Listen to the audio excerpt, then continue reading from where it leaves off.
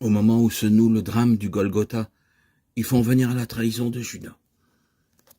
Il est inimaginable de penser que pareil geste, qui n'était pas l'honneur des 12, ait été inventé par les communautés chrétiennes après la Pâque. En le choisissant parmi ses disciples, Jésus savait-il que Judas le livrerait? Assurément. La figure emblématique de l'Iscariote a été exploitée de façon odieuse par la polémique anti-juive dans la littérature et l'imagerie chrétienne. On pense aux mystères médiévaux et à la légende dorée du dominicain Jacques de Voragine au XIIIe siècle. Judas, Yehuda, est étymologiquement associé au mot juif, Yehoudi, pour avoir livré son maître. Il incarne l'archétype du traître et du traître juif. Certains, en réaction, cherchaient à le réhabiliter, parfois avec excès. On a voulu croire qu'il était mu par de nobles sentiments plutôt que par l'appât du gain. Nationaliste zélote, il aurait suivi le nazoréen dans l'espoir qu'il soulèverait la population contre les occupants romains. Le refus d'un messianisme terrestre par celui-ci l'aurait conduit à son geste. Aucun indice ne permet d'accréditer cette thèse. Mieux vaut s'en tenir à ce qu'en dit Jean. L'Iscariote n'était qu'un médiocre, habité par l'esprit de lucre et de rapine. Il n'accomplit sa vilainie que dans un dessein pécuniaire, sans se rendre compte des conséquences de son geste. Sa rupture avec Jésus a dû se faire progressivement. À Béthanie, son esprit critique est acrimonieux. Il montre qu'il avait perdu foi en son maître. C'est à ce moment-là qu'il descend à Jérusalem rencontrer les grands prêtres ou leurs représentants. On a vu qu'il était peut-être judéen. Dans cette hypothèse, son origine familiale lui a sans doute rendu la ville plus familière qu'aux autres disciples, tous galiléens. Sa démarche emplie d'aise, Anne et Caïphe, arrivant à point nommé, il va permettre d'agir avec la discrétion et la rapidité recherchée. « Que me donnerez-vous si je vous le livre ?» leur demande-t-il. Matthieu, meilleur connaisseur du monde oriental que Marc et Luc, dit qu'on lui pesa 30 pièces d'argent à cette époque. En effet, les pièces n'avaient pas le même poids. Cette petite fortune représentait le prix d'achat d'un esclave. Par cet acte odieux qu'a commis Judas Iscariote, les Juifs sont considérés comme des traîtres, tel Judas, et comme prêts à vendre leur âme, leur prochain, pour l'argent.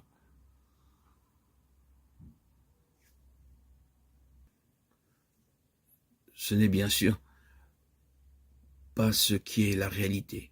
Moi, en tant que juif, converti au christianisme par cette rencontre que j'ai faite le 26 septembre 2019, en étant baptisé par un frère de Haïti, par immersion au lac de ma ville. Par cette rencontre que j'ai faite à Jésus, j'ai connu la vérité, mais je ne dédaigne pas ce peuple si bon qui aujourd'hui est sali et pas considéré comme il devrait l'être.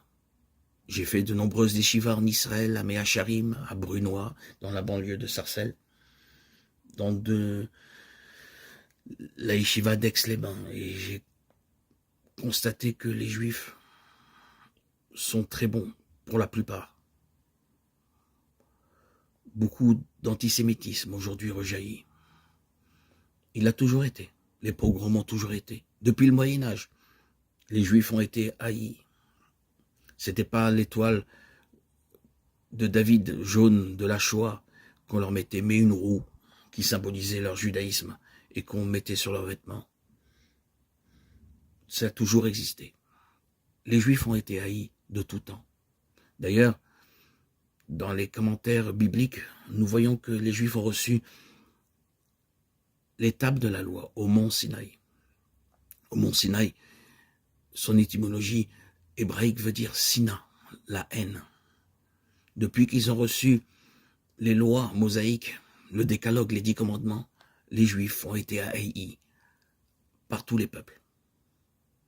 Ils ont été considérés comme des voleurs par le fait qu'ils ont conquis la terre de Canaan, aujourd'hui encore appelée Palestine. Mais cette terre n'appartient pas à ce peuple et à tous les peuples qui y résidaient, mais au peuple juif. C'est écrit clairement dans la Torah, dans les livres bibliques, dans les Écritures, que Dieu a demandé de conquérir la terre de Canaan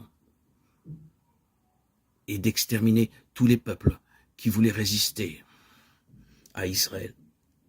Cette terre, bibliquement, est la terre conquise par Israël et désirée par Dieu pour qu'elle appartienne à Israël.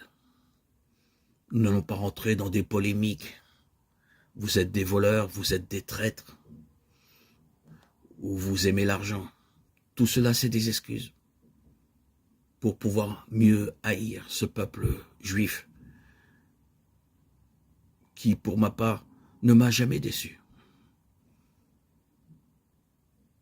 J'ai vécu dans ce milieu Loubavitch, Breslev, Chassidim pendant de nombreuses décennies. Mais avec le Christ, ma vie a été transformée. Une vie nouvelle, un esprit nouveau, un cœur nouveau m'a été accordé par ce baptême, par cette immersion dans le lac de ma ville qui a changé, transformé ma vie. À toi, Seigneur, tu m'as accordé la guérison. Pendant de nombreuses décennies, j'étais bipolaire, souffrant de ces troubles, avec de nombreuses hospitalisations, des médicaments à ne plus en finir.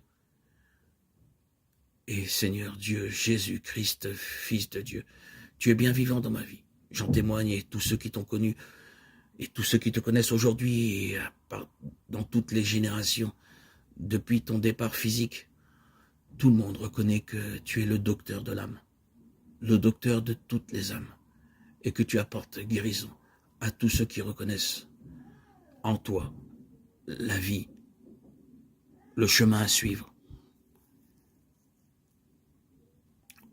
pour pouvoir marcher sur tes pas. Tu nous conduis à la vérité. À toi, Seigneur, tout honneur, toute gloire pour les siècles des siècles. Gloire à Dieu au plus haut des cieux et paix sur la terre aux hommes qui l'aiment.